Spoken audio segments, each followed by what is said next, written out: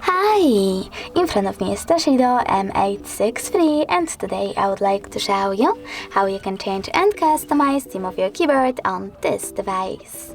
First of all, just go into settings and scroll all the way down.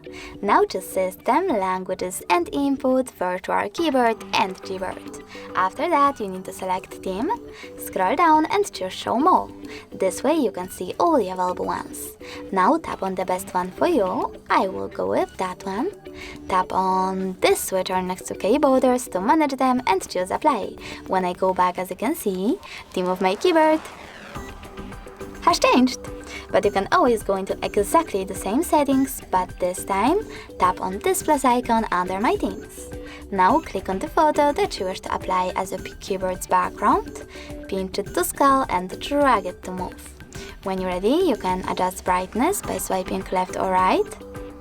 Then click on Done, manage keyboarders by clicking on this switcher and finally select Apply.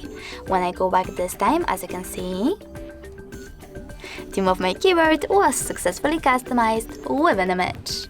Thanks so much for watching. If you enjoyed this video, don't forget to leave a like, comment and subscribe. Bye!